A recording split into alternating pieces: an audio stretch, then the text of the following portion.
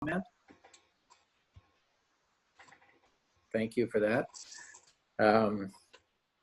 The recording, by the way, is just primarily for the minutes. It's not a, snooping or anything like that. Do we have any public comment? Well, I might just give a report on our on the youth sailing storage shed construction, if that's okay. Sure. Yeah, go ahead. They actually we applied for our building permit last February, but we finally got a permit, and the construction was supposed to start last Monday. The company told us that they were running behind, put us off until today.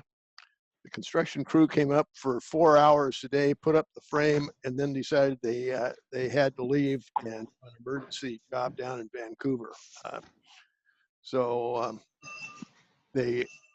We don't know when they're going to come back. They've probably got at least another day and a half of work to do that.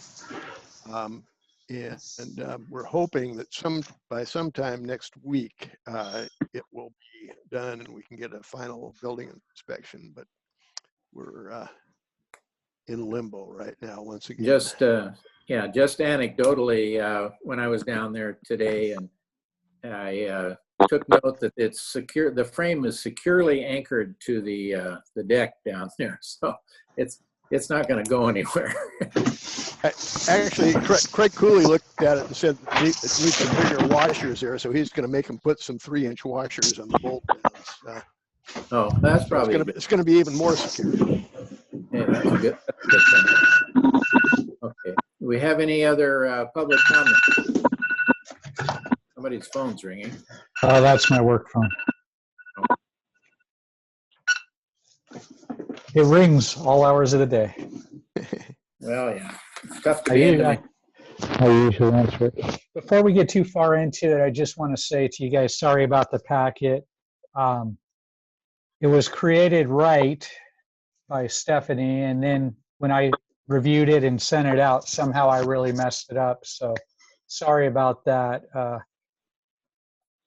The one I sent out today is in the right order. The pages, I didn't get the pages lined up correctly, but if you got it on your screen or whatever, it's in the right order now. So I apologize for that. That was my mess up.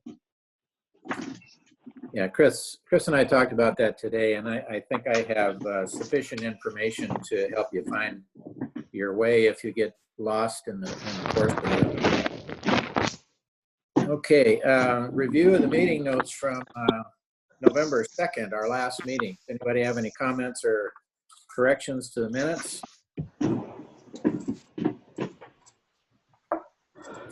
Hearing none, I'll assume that we can approve those as submitted. Any objections? Okay, moving right along.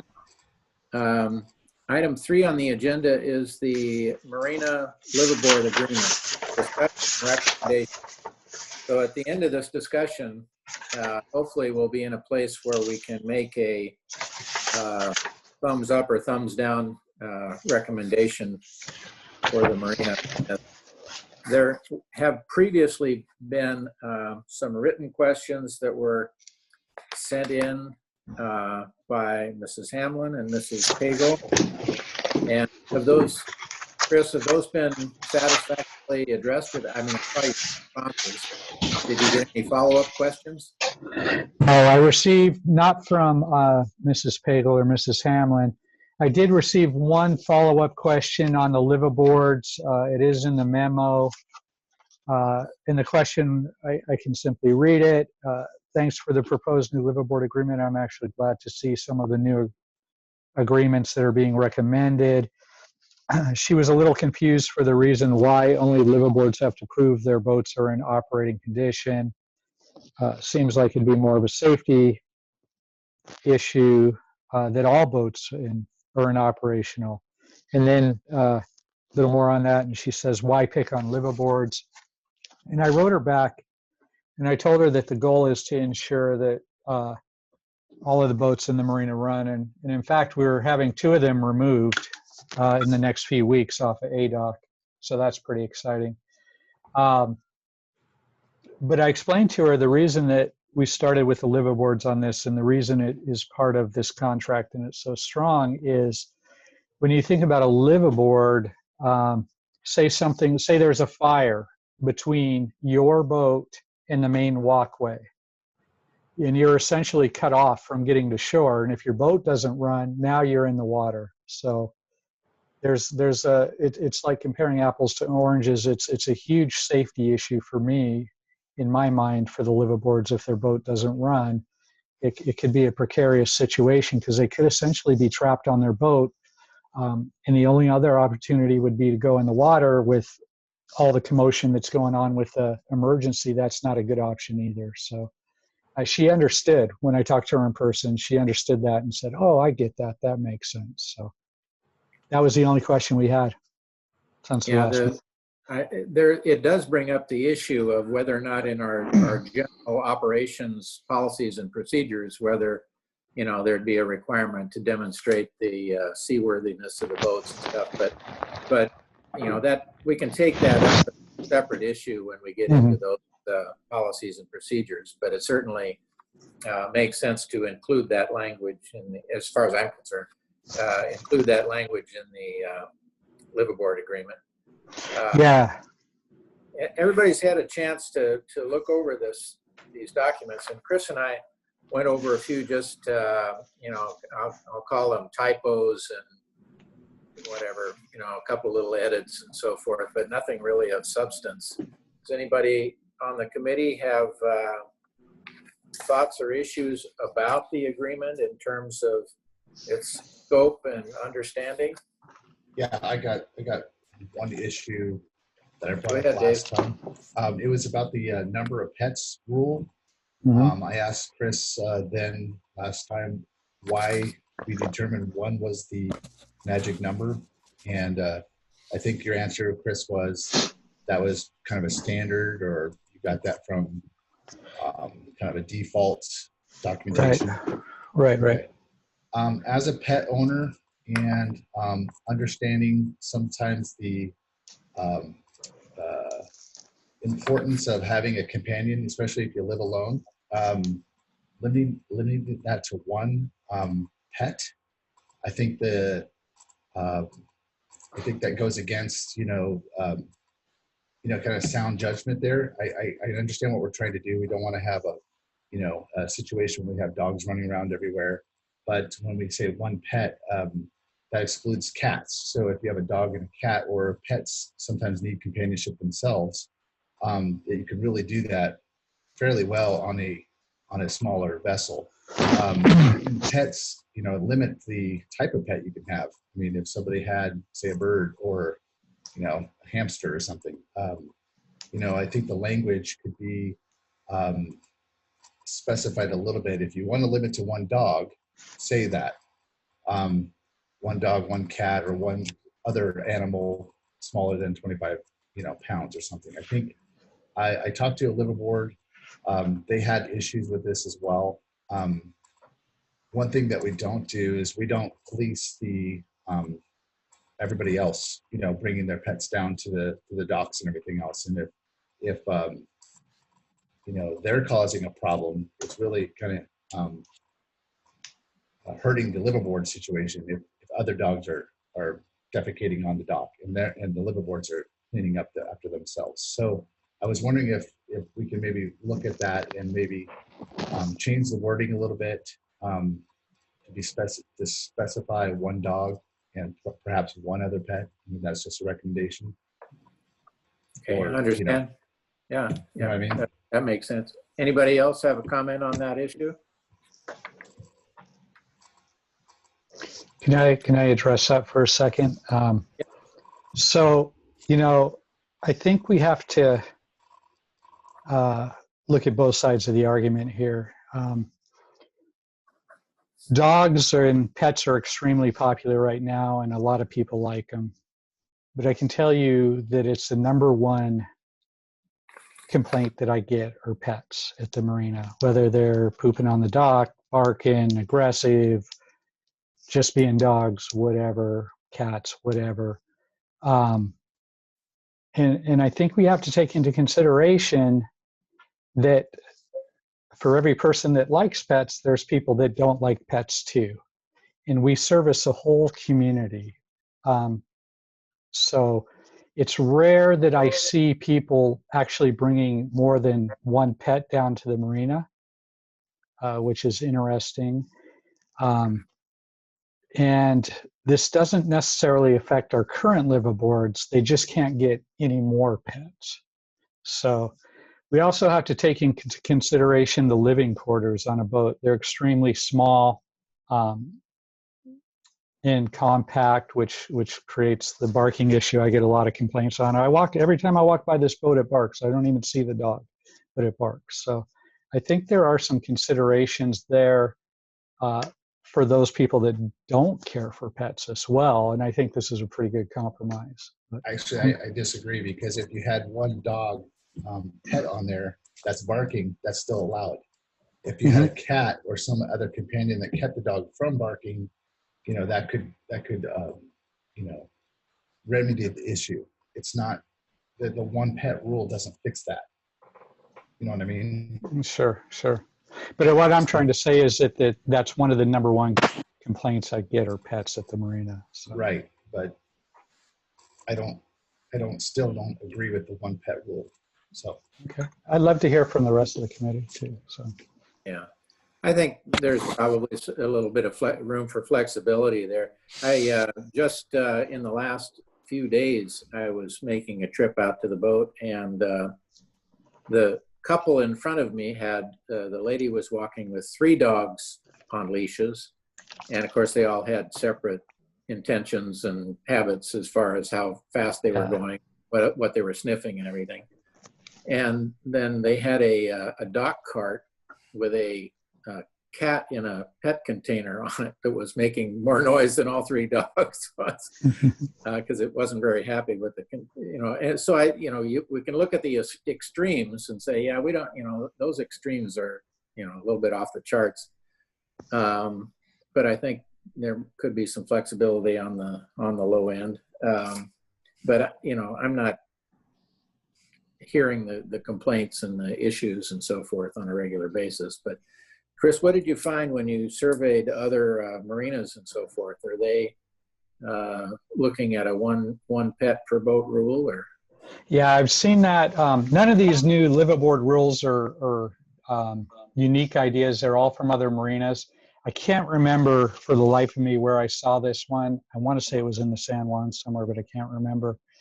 But I think it was in the Everett one, Chris. I looked today when I read the agreement, and I don't want to interrupt, but I read the entire draft agreement. And when I got to that, I looked and I called up Everett's because I knew where it was, and I think it was in the Everett agreement. Okay. But I will tell you, I do tend to agree with Dave. I hope that we could have some flexibility when it comes to that. And Ken's right. Hopefully we can find some flexibility in that. And I will tell you, I was completely unaware that dogs were the number 1 complaint you get at the marina. I had no idea. Oh yeah. But I'm a dog owner, dog lover. I do see, a lot of pets like to have a companion, and but I understand the extreme. You could have someone apply to be a liveaboard and not tell you, and they could show up with 8 cats or 4 dogs and absolutely and create a real nuisance.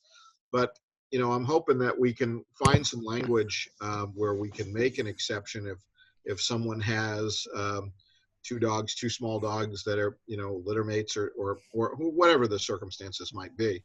I'm just hoping that we could find some flexibility in that 1 dog rule, or that 1 pet. My personal observations have been not that the pets were a particular problem, it's their owners that are the problem. But the kinds of things that, you can only legislate so much. And I think perhaps if we could have include some sort of language that at the discretion of the harbor master, if pets become a nuisance, they're allowed to run wild, essentially, which has happened a couple of times in my neighborhood in the marina, where I had I've had a couple of different times where cats were living under the canvas cover on my flying bridge just because they didn't like the accommodations in the boat that was, you know, a few slips away or something. But, you know, I can't blame the cats or the dogs for that. But certainly if someone, you know, if we can define some sort of a nuisance category, but that gets a little dicey when you know, who describes or defines what a nuisance is. But certainly if pets are allowed to roam around without their owner, or, you know, that sort of thing, that would hit my pause button. How about, so I just jotted down some text based on what I'm hearing, and this might work out okay. 1 dog under 25 pounds and 1 other small pet at the discretion of the harbor master. Bingo. How does that work for you guys? Yep. Works Okay. for me.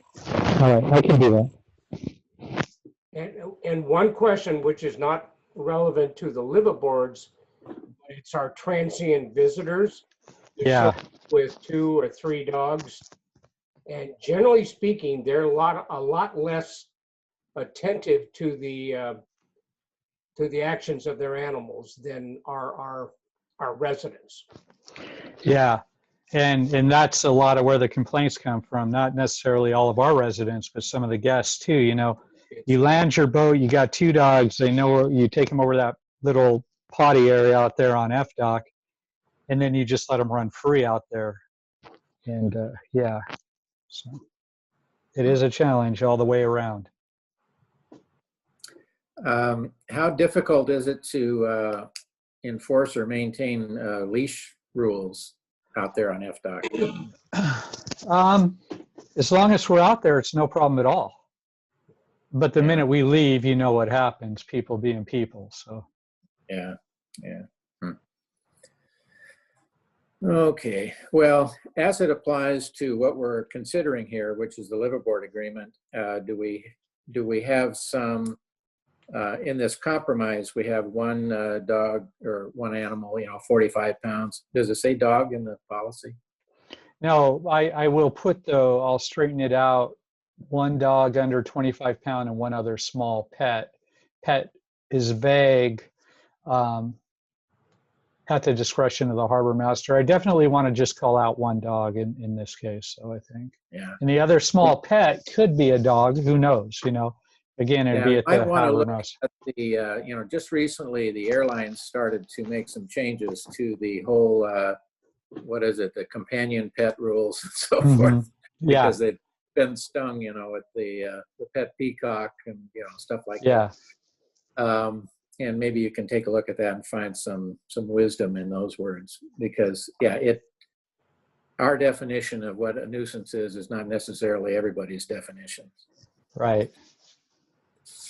All right. How about general consensus, other than this item that we've just addressed? The liveaboard agreement, the comments that I saw, there was some the support from at least 1 liveaboard. Is that correct, Chris? Yeah, we've had support from a couple of liveaboards. The one that wrote us between the last meeting and now, I believe that Mrs. Pagel at the last meeting said that they were acceptable to her, and comments she had with other people. I can unmute her and she can talk about that as a liveaboard if you want me to. Well, she'd like to add something. You are unmuted, Jamie, if you have any comments. I don't. You don't? Okay, thank you. We have 1 guest who's ending in 6230. Who is, can I get the name of that person? I'm sorry, I had you muted. Who is 6230? Yeah, that's Ryan Bradley. Ryan Bradley. Okay, Ryan Bradley is also a liveaboard. Ken, maybe he has a comment. Ryan, do you have anything to contribute to this discussion about pet limitations for liveaboards? No, I think that's perfectly adequate if you say 1 dog and then 1 other small pet, because like you say, sometimes if a dog is pets, and just saying that one dog doesn't necessarily. Yeah. Hey, Ryan, I don't know if anybody else is having trouble. I'm having a little trouble hearing you, Ryan. All right. You're okay with the compromise wording that we came up with? Yeah, that wording sounds much better, having one pet and then another one at the discretion of the harbor master. Chris, are you okay with that discretion? Yeah, that's fine. I can make that work. Okay. That I'd doesn't like- mean I'm going to say no every time. It just at my discretion. So, yeah. I'd like to, in order to move this thing along, I'd like to entertain a motion at your pleasure for the approval or disapproval of that agreement. Anybody have a motion to make? Yeah, Ken, I'll make a motion. I got a chance to read the whole thing. I think I didn't see anything in there that has not been discussed at least twice before. And so I will move that we accept the draft liverboard agreement as modified with regard to the pet policy. Second. Okay. It's been moved and seconded. Any further discussion from the committee? Okay, hearing none, we'll do a voice vote. All in favor, say aye. Aye. Opposed, no. Okay, motion's approved. As far as the draft liverboard agreement and recommendation that we'll make to, who are we making this recommendation to, Chris? Does this go to the city council or to the mayor? To the mayor, to the city council. Okay. So it will go to them with our recommendation for their final decision, so forth. Yeah. Okay, next, I'm sorry. Go I'll be ahead. taking this and next item up as well at the same time, probably. Okay. Then. The next one is the overview, general operational policies and procedures. We've had this for a little while now, and I've had a chance to read it and comment to Chris again about just some, edit type thing. I don't recall that I had any major issues with anything, but I don't think we're ready to ask for a recommendation on this overall policy at this time, but I mean, that's just my opinion. But I'd certainly like to hear the committee's opinions on that topic and the committee's opinions if they have issues with the draft as it's presented. So anybody have any issues on this draft? There was two areas, two items to discuss. Number one was the use of bicycles on the docks. I'm going to assume that also applies to the Oak Harbor Police Department, who have been known to come down and ride their bikes on the docks just because it's a nice, lovely afternoon. So just something to think about. Well, I mean, it's one thing to enforce it on the tenants and the transients, but not on the cops. Number two is, it slipped my mind. The other one was, I'll think of it. Hang on. Okay, while you're thinking of that, I would suggest that riding a bicycle on our docks with anybody at the helm is a bad idea. And I'm sure that certainly Blaine is on this call. He can probably have a conversation with the chief about that. Yeah. The other thing that now I remember what it was. One is the registration of vessels. So in the policy and procedures, we say that vessels have to be registered, properly registered. But yet it really isn't the Marina's job to enforce Washington state registration. It comes down to the county sheriff, who does and does not necessarily show up on the docks very often. I know we have multiple vessels that are registered in the state of Oregon. which honestly is not legal, but yet they're flying under the radar because there's limitations on how long a vessel can be in the state of Washington without taking Washington registration. And I believe it's 60 days plus another 60 and possibly a third 60-day period before you're required by law to have that. Now the boat is resident in Washington. And so it's really not the dock watchers or the employees of the marina job to enforce the display of decals or the enforcement of registration. It's kind of a gray area. Who does that? Yeah, I agree with you. I did have an earlier conversation with Chris about documented vessels, and because it sounds like, you know, you have to have your registration, Washington registration number is visible on the hull. I may be wrong on that, but that's kind of the impression that I came away with. I read that too, Ken, and we need to distinguish between the fact that documented vessels only have to display the registration sticker, the small sticker, not the numbers. Yeah, so I think if we limit it to the valid and current Washington State sticker, we'd be in good shape. But I don't know about the issue with like Oregon boats or out-of-state boats that don't show Washington licensing and stuff. I know if you re-register in this state, I think you have to pay sales tax on the value of the boat or something like that. You have to pay what's called use tax, not sales tax. Use tax for a used vessel. But yeah, so you have to pay what the vessel is worth to the state of Washington.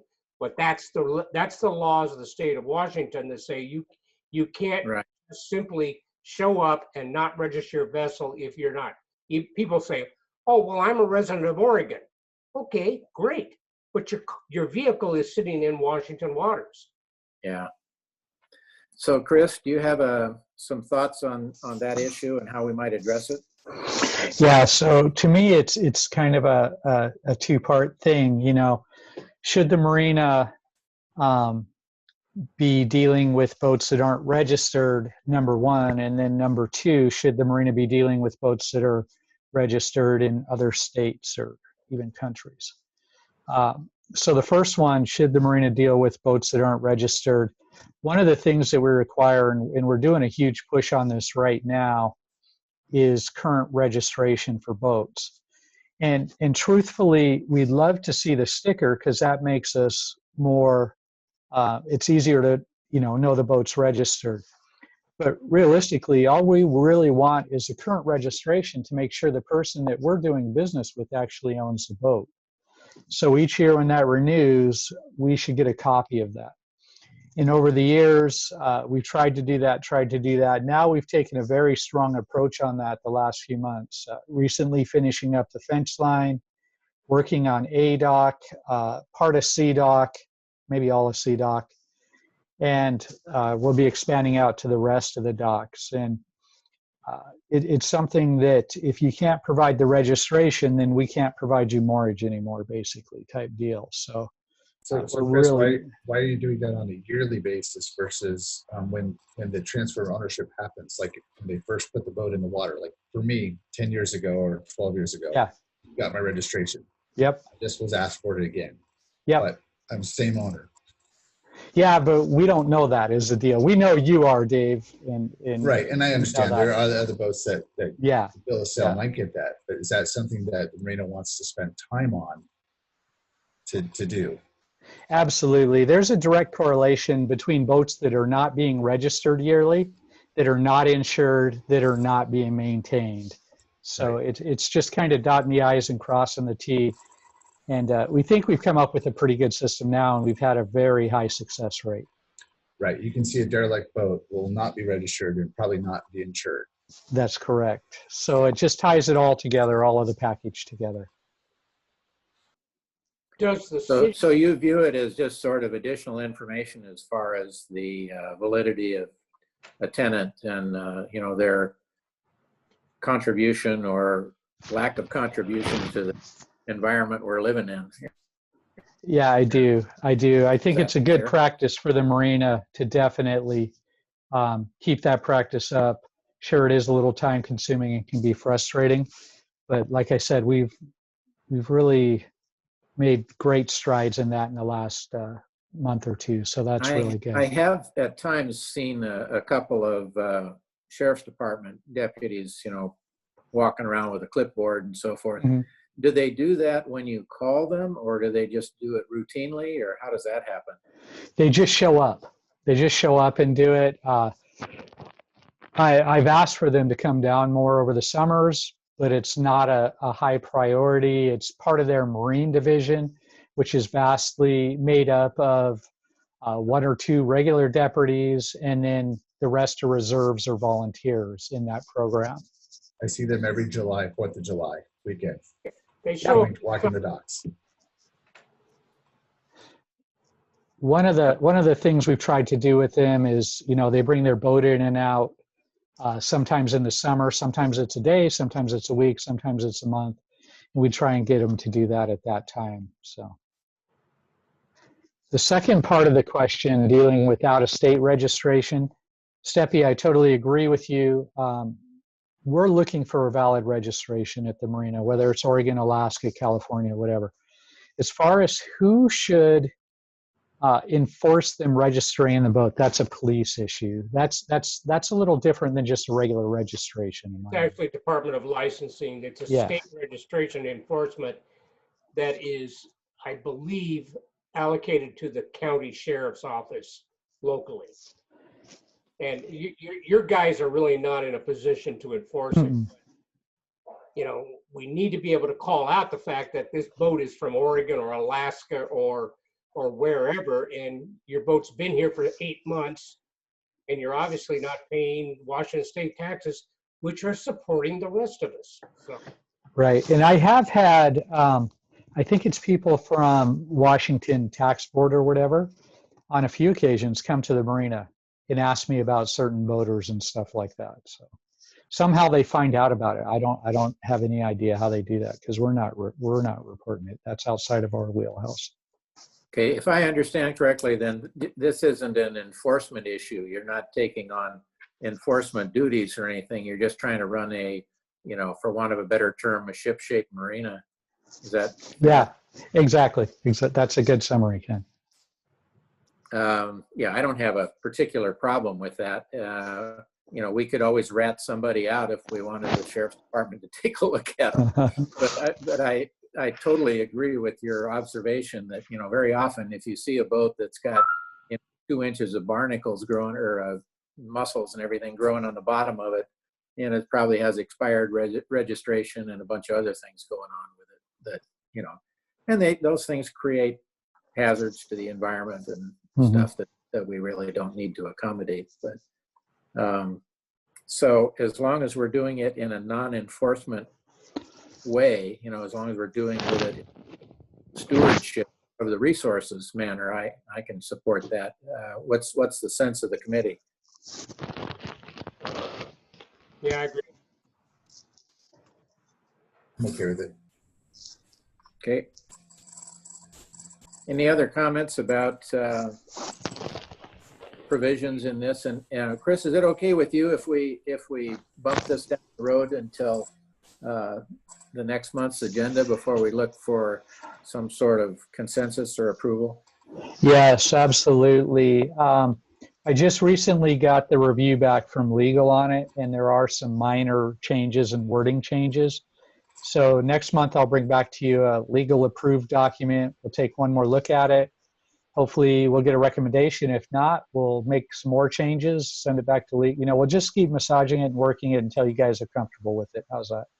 Okay, sounds good. I did already tell, for the good of the committee, I did tell Chris about when I matched up some of the conditions. There were, in the old policy, there were some comments about, I think the one that I highlighted was the commercial fishing impact thing, and the new policy is silent on that. And I think there's some decent provisions in there about not, monopolizing the loading dock down at the float or down at the ramp and so forth.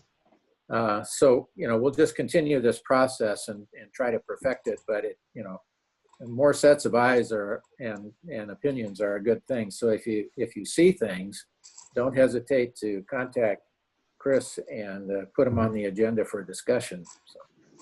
Yes, please. Yeah, Chris, one thing I noticed in item number 29, it talks about the boat hoist as if it was still functional. I don't know if you guys want to leave that language in there or remove it altogether. Oh, But good catch. that's item 29. All right, I'll take a look at that. Thanks. Okay. And I think Chris made the comment in the copy that came along with it that it looks a lot bigger. The policy looks a lot bigger and more extensive than the old one, and to a certain extent it is. But the addition of a workable index and formatting it a little differently had a lot to do with that as well. So, you know, it's not like we're trying to write some 1,000-page novel or something.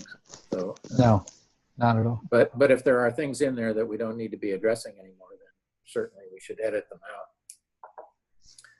out. Okay, general Marina update. Now on the in our last meeting in November, Chris, we gave a quick update on some of the grant and some of the maintenance things and so forth. Do you have some new business for us? I do. Just an update on the RCED grant. That's a grant from the county on the boatyard acquisition project, $675,000 grant. I just want to let the committee know that we did receive the contract for that grant, and it'll be going to City Council on December 15th for resolution and authorization for the mayor to sign it. So that's really exciting. That means that once it's signed and executed by our mayor and then the county commissioners, we can start with the due diligence. So we're pretty excited about that. I would really, I kind of hesitate to volunteer for this, but I'd like to take a look at the copy of the grant.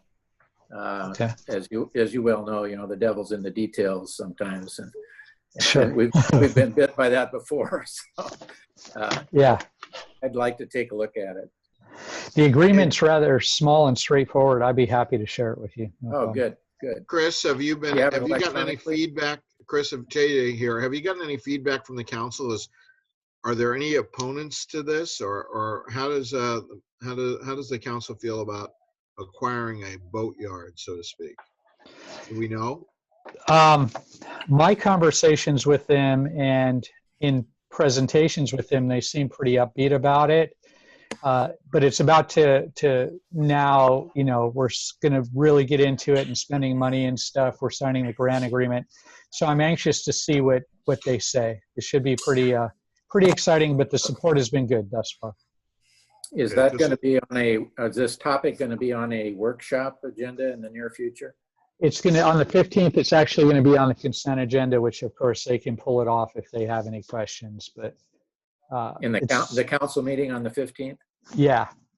Yep. Yeah. And it'll be on the consent agenda because we've already talked to them about getting the grant and pursuing the grant to purchase the boatyard. And there was no opposition.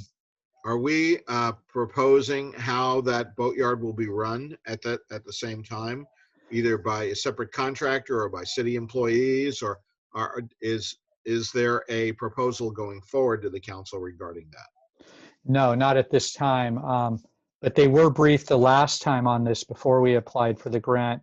And our general plan at this point is we're going to go through due diligence first. We're going to do environmental studies, building assessments, that sort of deal, a business plan. If we pass all those things and do pull the trigger on the purchase, it'll become a storage yard out of the gate. We won't be doing mechanical or electrical work or any of that stuff.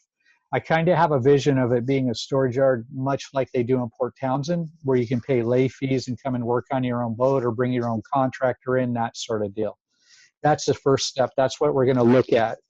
Over time, as we get that up and going, then we may look into, okay, what are we going to do with these buildings? Maybe having them as shops for people to work in, again, using the Port Townsend model, is the best way to go. So, but the first step is to get the storage cleaned up and going, and that sort of thing. What's the plan on lift piece of equipment to pull boats out and put them onto storage?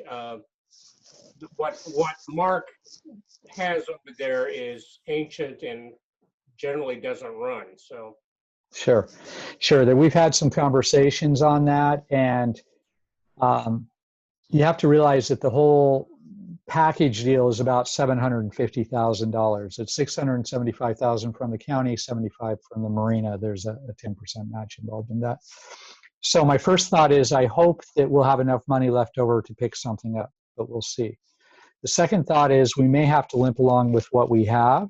yeah, And then the third thought is maybe we pull funds out of the marina reserves to fund a new setup for that. And those things are roughly $150,000, $200,000, just various, based on the various different types you can I purchase. know you've got a number of hoops to go through to get to the Sure. point where you're deciding.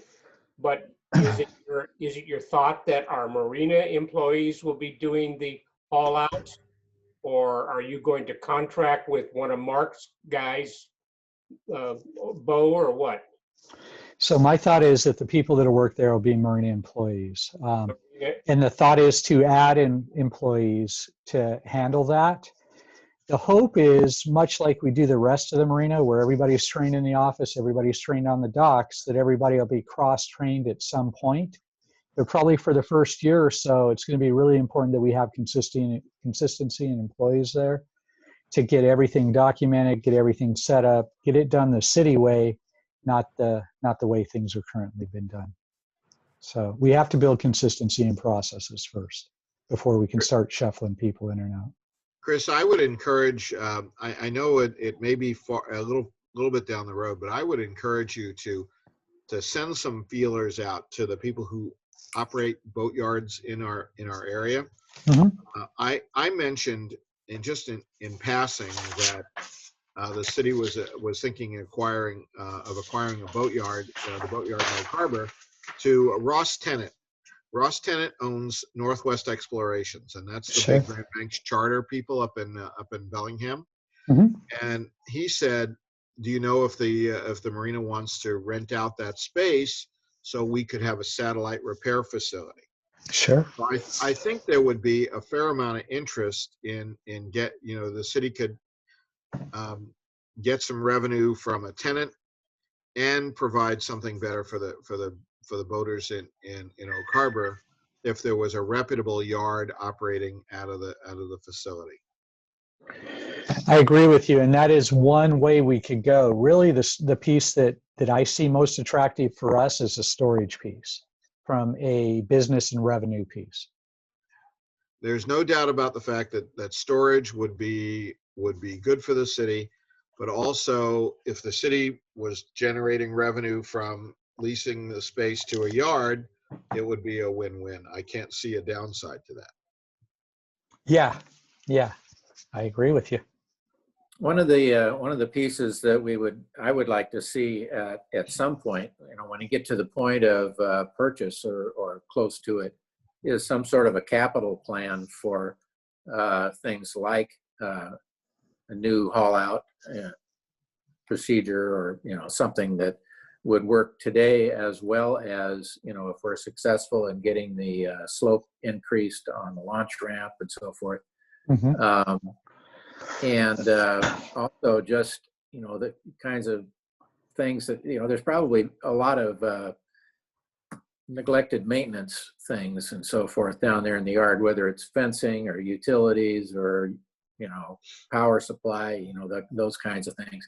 It's gonna, when you own something, you got to fix it and keep it maintained. So we should be aware of, and we're not going to catch everything, but we should be aware of what the after impacts are going to be in operating that facility. Absolutely, and I would imagine that'd be part of the business plan, which is part of the due diligence that we're going to do. So definitely. Okay, so the business here. plan is a work in progress now? Once we get the contract signed, then we can start moving forward with these due diligence pieces. Wasn't there a business plan that the county required? That was for the marina, not necessarily the boatyard. Oh, okay. I got a question. Sure. It seems like the biggest expense I see down there, nobody's talked about, and that's where they wash the boats. every boat yard I've ever seen spending hundreds and hundreds of thousands of dollars for clean water for where they wash boats. A lot of them, like Hylabos, won't even wash them. Yeah. And he's been washing them there for years. And where's it go? Down the storm drain. Yep. What are we going to do when we haul these boats out? It's going to be more expensive than the lifts and everything else. Yep. You're right. A Yeah, lot of Go a lot ahead. of boat yards do have wash down systems in them. I don't see us doing that right out of the gate. We would just require that the boat be clean before it's hauled out. You know, you have a diver clean it, that sort of thing. That Short of that, I don't know. that was my experience. I don't think Mark does any pressure washing or capture of water at his location. Every boat he pulls out, he pressure washes. No, sir, he does not. Yes, he does. He did mine. Well, He wouldn't do mine. he wouldn't did. do mine, and basically what I had to do is hire a diver to go do a pre-inspection or pre-haul out clean off so that we could take the boat up onto it and then put it in the yard. So if he's doing pressure washing, I'm surprised. Yeah, he's never pressure washed mine. Well, and we have to deal with the reality that at some point in the probably not too distant future, we're not going to be able to do the kind of bottom maintenance in the water that we've been used to too. The whole, that whole thing, the whole clean water ordinance, all that sort of. So yeah, you're right. At some point, it's going to take some sort of a capture and filter process. Several months ago, I did a haul out at Marine Service Center in Anacortes, and they have a large, probably 500-gallon scrubber of some sort, and all the runoff water from pressure washing and everything from the travel lift goes into that. It's probably some kind of filter thing, but it costs some money. Mm-hmm. So that kind of thing surely should be part of our capital plan. Absolutely. That would be really neat if we could get something like that in there, but I don't see it right away. I don't see it right out of the gate. Yeah. But I would haul out and paint the bottom here in Oak Harbor if the pressure washing was available, because it's just, if you put bottom paint over whatever scum you've got on your boat, you end up with a marginal job at best. Yeah. Okay. Anything else, Chris, and updates?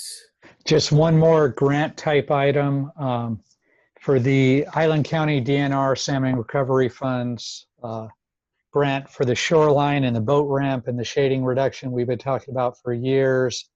As you know, the shading reduction was eliminated from the grant program. On the 16th, we'll be making a presentation to the county, to the city council to move forward into the planning stage. They'll be making the same presentation that Anna made when she made it to you guys. And then I believe on January 5th, we'll get a recommendation to move forward into the planning stage as well. So that's pretty exciting. There's a lot going on behind the scenes. Okay, that has, those discussions are focused on the 2 still active grant requests, is that right? Yes. Yeah, Okay. yeah. Okay, I'll try to pencil that in. I'll confirm with you times and that sort of thing, because I'd like to attend some of that. Okay. Well, like to. I should rephrase that. I'm willing to. It's likely that they may ask for you to speak as usual. So Yeah. who knows? Okay, we're down to the, unless you had anything else. No, the staff is doing good. Okay, great. And your COVID-19 procedures are working for you? Yeah, we're that's a good thing I should update you guys on. So currently we're business as normal. You're not seeing Stephanie around because she took a trip out of state, so she's being quarantined for 2 weeks. Our COVID plans, we're starting to ease back into them though, and I don't know what the future holds as far as what's going to be announced next Monday and we'll just go from there. But we do have the plan, and we're ready to go with it should we need to do something at the marina similar to what we did last spring. So more to follow on that, but we're ready either way. Okay, great. Okay, the Marine Committee. Any updates or comments that we haven't already talked about?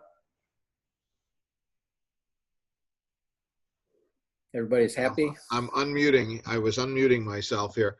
This is Steppy's last meeting.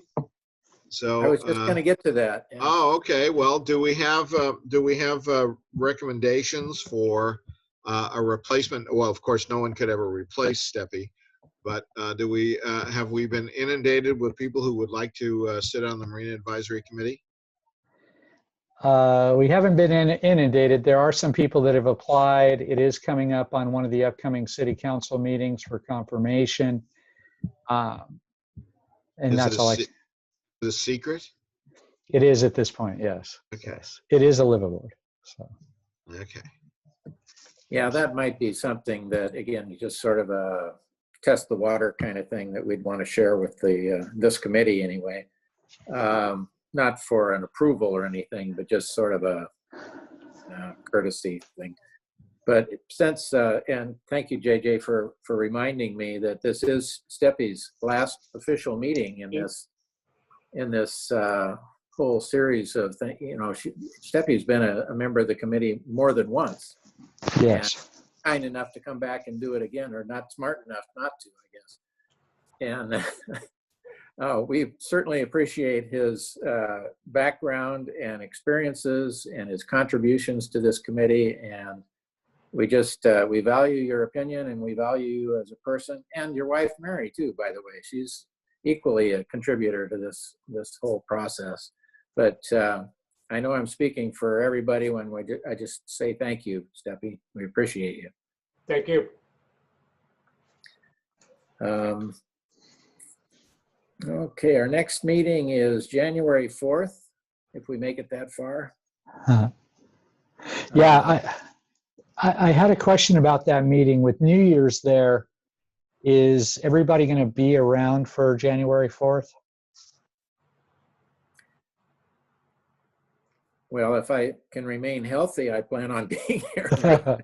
Yeah, yeah. Yeah, that's right. I am going to be on vacation New Year or Christmas Eve through New Year's. So just to give you guys a heads up on that. Okay, I'm flexible though. If what's the sense of the committee? Do you want to stick with that date or bump it back a week? I propose we bump it a week. Okay.